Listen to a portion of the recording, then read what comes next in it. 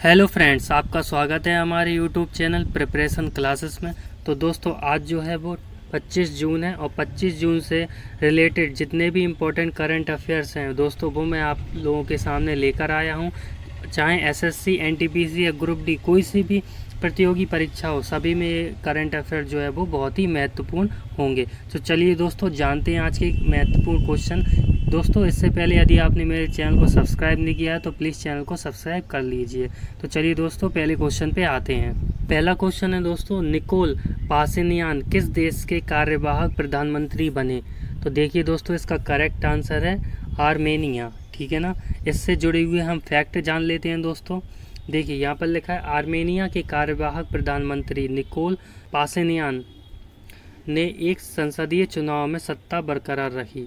Nicol की civil contract party ने डाले गए वोटों में से इन्हें जो है वो 53.92% वोट इन्हें मिले हैं। ठीक है ना। और 100% मतपत्रों की गिनती के आधार पर परिणामों के अनुसार उनके जो प्रतिद्वंदी हैं उन्हें जो है वो 21% वोट मिले हैं और वो जो है दूसरे नंबर पर रहे हैं। ठीक है ना। तो आप यहाँ पर ध्यान रखिए कि आर्मेनिया के जो कार्यवाहक प्रधानमंत्री है वो निकोल पाशिनियान हैं। ठीक है ना दोस्तों। ये देखिए आप उनका चेहरा यहाँ पे देख सकते हैं। ये आर्मेनिया का ये आप यहाँ पर फ्लैग बताया गया है। देखिए दोस्तों आर्मेनिया की जो है वो एक एशियन कंट्री है और ये इसकी कैपिटल है Yerevan. Official language Armenian. President जो है वो इसके अरमेन सरगिसिन। ठीक है ना। और प्राइम मिनिस्टर इसके हैं निकोल पाशिनियान। ठीक है ना। आगे बढ़ते हैं। दूसरा क्वेश्चन है दोस्तों, किस राज्य के मुख्यमंत्री ने कोविड अनाथों की रक्षा, स्वास्थ्य और रखरखाव के लिए आशीर्वाद जो है वो घोषणा की है? आशीर्वाद एक इनका कार्यक्रम है, उसकी इन्होंने घोषणा की है। तो किस राज्य के मुख्यमंत्री ने की है दोस्तों? तो इसका करेक्ट आंसर है उड़ीसा। ठीक है ना। यहाँ पर देख लीजिए, उड़ीसा के मुख्यमंत्री नवीन पटनायक ने कोविड अनाथों की शिक्षा, स्वास्थ्य और रखरखाव के लिए एक नई योजना आशीर्वाद की घोषणा की है।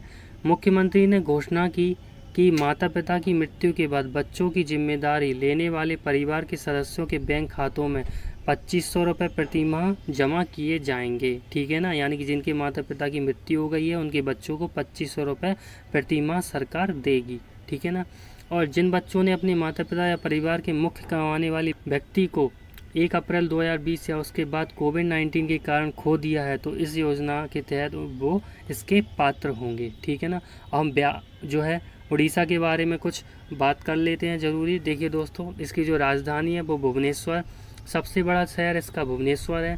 राजभाषा इसकी ओडिया है। गठन 26 जनवरी 1950 को हुआ था। राज्यपाल गणेशी लाल, मुख्यमंत्री नवीन पटनायक। विधानमंडल यहाँ पर जो है वो एक सदनीय है, यानी कि यहाँ पर जो है विधान परिषद नहीं है। केवल 6 ही ऐसे राज्य हैं जहाँ पर विधान परिषद है। विधानसभा में इसकी 147 सीट है, राज्यसभा से 10 और लोकसभा में 20। इसका जो उच्च न्यायालय है वो उड़ीसा में है और इसका उड़ीसा उच्च न्यायालय के नाम से जाना जाता है।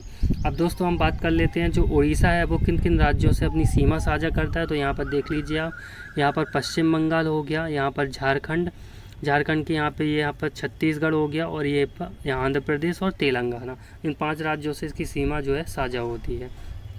अगला क्वेश्चन है दोस्तों, हाल ही में लक्ष्य 13 सामने है किसकी ओलंपिक आधिकारिक थीम सॉन्ग लॉन्च की गई है? तो देखिए इसका जो करेक्ट आंसर है वो भारत है। भारत ने ये थीम सॉन्ग लॉन्च किया है। देखिए दोस्तों यहाँ पर लिखा है टोक्यो खेलों से पहले भारतीय दल के लिए आधिकारिक ओलंपिक थीम गीत लॉन्च किया गया था। मोहित चौहान ने लक्ष्य 13 सामने हैं नामक गीत को कंपोज किया और उसे गाया भी है। खेल जो है वो 3 जुलाई से शुरू होगा। ठीक है ना। यह आयोजन भारतीय ओलंपिक संघ यानी कि इंडियन ओलंपिक एसोसिएशन द्वारा आयोजित किया गया था और इसमें इसके अध्यक्ष, महासचिव, डिप्टी सेफ, यहाँ पर बहुत सारे जितने भी उच्च पद के अधिकारी हैं वो इसमें जो है मौजूद हुए थे और साथ में इसकी मुख्य अतिथि कौन थी?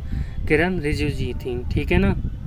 देखिए दोस्तों हम यहाँ पर भारतीय ओलंपिक संघ के बारे में जानकारी ले लेते हैं। इसका जो रिकॉग्नाइज्ड हुआ था वो 1927 में। प्रेसिडेंट इसके नरेंद्र बत्रा हैं। सेक्रेटरी जनरल जो हैं वो इसके राजीव मेहता हैं। अगले क्वेश्चन पे आते हैं दोस्तों। यहाँ पर लिखा है हाल ही में वन प्लस के ब्रांड एम्बेसडर कौन बने? तो इसका करेक्ट आंसर है जसप्रीत बुमराह। देखिए यहाँ पर लिखा है दोस्तों वैश्विक प्रौद्योगिकी ब्रांड वन प्लस ने क्रिकेटर जसप्रीत बुमराह को अपना जो है वो वेयरेबल श्रेणी के लिए ब्रांड एम्बेसडर नियुक्त किया है। और वेयरेबल श्रेणी में दोस्तों क्या क्या चीज़ें आती हैं, देखिए मोबाइल फ़ोन, इलेक्ट्रॉनिक्स से संबंधित बैग्स वगैरह, ये जितनी भी चीज़ें हैं वो वेयरेबल श्रेणी में आती हैं दोस्तों, ठीक है ना।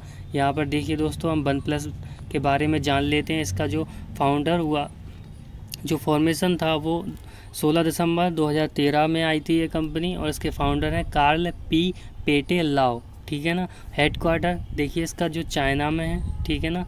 CEO पेटेलाओ हैं जिन्होंने ये कंपनी बनाई थी। प्रोडक्ट इनके देखिए इतने सारे हैं, ये smartphone, earphones, power bank, oxygen OS, hydrogen OS, phone cases, shirt, bag, television, smart watches, ठीक है ना। अगला क्वेश्चन है दोस्तों, ग्रामीण और दूरदराज के क्षेत्रों के लिए कोरोना टीकाकरण पर एक राष्ट्रव्यापी जान है तो जहान है जागरूकता अभियान किसने शुरू किया? तो इसका दोस्तों जो करेक्ट आंसर है वो है मुख्तार अब्बास नकवी, ठीक है ना। यहाँ पर देखिए लिखा है दोस्तों, अल्पसंख्यक मामलों के मंत्री मुख्तार अब्बास नकवी, ठीक है, ने ग्रामीण और दूरदराज क्षेत्रों के लिए कोरोना टीकाकरण पर एक राष्ट्रव्यापी जान है तो जहान है जागरूकता अभियान शुरू किया।